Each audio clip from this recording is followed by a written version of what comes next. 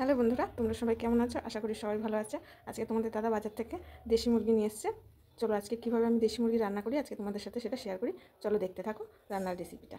Hello বন্ধুরা, তোমরা সবাই কেমন আছো? আশা করি ভালো আছো। দেখো, আলু কেটে ধুয়ে নিয়েছি, আর এখানে দেখো দেশি মুরগি নিয়ে নিয়েছি, একদম মোরগ ধুয়ে একদম পরিষ্কার করে নিয়েছি। এখানে দেখো আদা রসুন বাটা আর গোটা জিরে আমি বেটে নিয়েছি।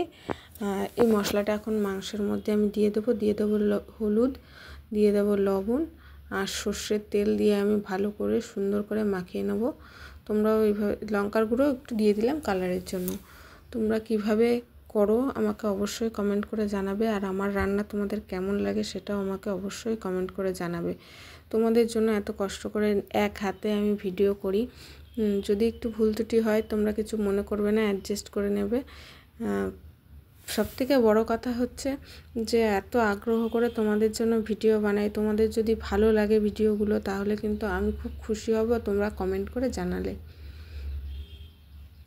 সবার বাড়িতেই কম বেশি রান্না হয় দেশি মোরগ, আমার তো খুব ভালো লাগে। আমি কিন্তু বাটা মশলা দিয়েই রান্নাটা করি। দেখো মেখে নিয়েছি আমি সুন্দর করে, আর একদিকে আমি কিন্তু এটা 15 মিনিটের জন্য রেখে দেবো। দেখো এখানে টমেটো, শুকনো লঙ্কা আর পেঁয়াজ নিয়ে নিয়েছি পেস্ট করার জন্য।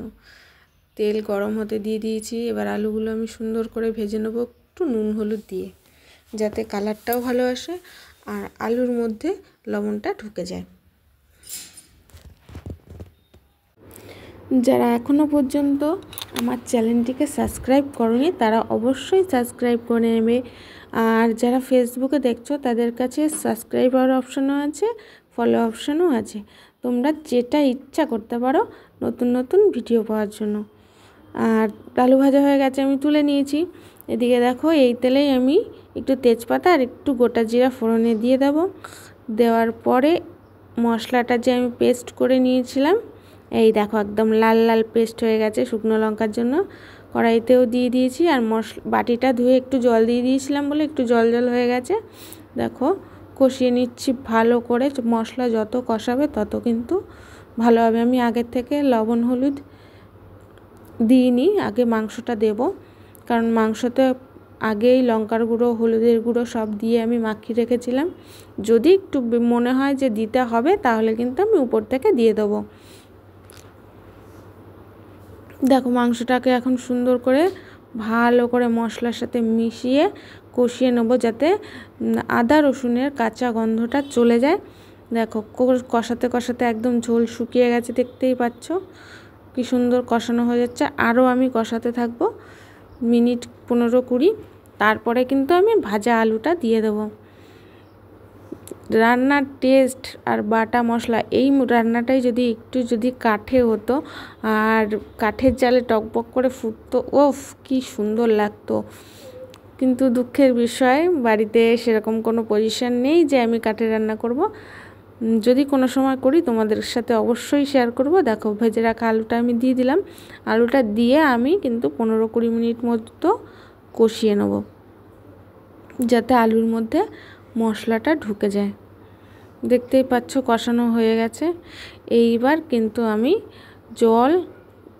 ঠান্ডা জল দিইনি, আমি এখানে উষ্ণ গরম জল ব্যবহার করেছি। দেখতেই পাচ্ছ ধোয়া উঠছে জলটা থেকে। তোমরা চাইলে উষ্ণ গরম জলে দিতে পারো, কাঁচা জলও দিতে পারো। আমি এখানে উষ্ণ গরম জলটা ইউজ করলাম। এইবার আমি একটু ঢেকে দেব ফোটার জন্য। ফুটে উঠলে তারপরে তো আছেই আরও মশলাপাতি দিতে হবে এর মধ্যে। আমার কিন্তু খুব ভালো লাগে এইভাবে রান্না করে খেতে। তোমরাও এইভাবে ট্রাই করো, তোমাদের কিন্তু খুব ভালো লাগবে। তোমরা সবাই আমাকে একটু ভালোবাসা দেবে, তোমাদের ভালোবাসার জন্য কিন্তু এত কষ্ট করি।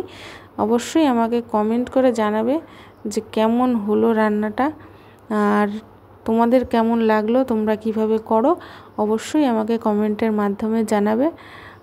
সবাইকে বলছি, এই যে দেখো গরম মশলা আমি বেটে নিয়েছি, তোমরাও গরম মশলাটা বাটাটা ইউজ করবে, কারণ বাটাটার স্বাদ এবং গন্ধ দুটোই কিন্তু একদম দারুণ হয়। তোমাদের দূর থেকেই মাংসের গন্ধ বেরিয়ে যাবে যে বাটা মশলা ইউজ করলে। আমি দেখো কিছুক্ষণ ফুটিয়ে নেব। ফোটানোর পরে আমি এটাকে নাবিয়ে নেব। আর একটু বেশি সময় লাগে। রাধে রাধে বন্ধুরা।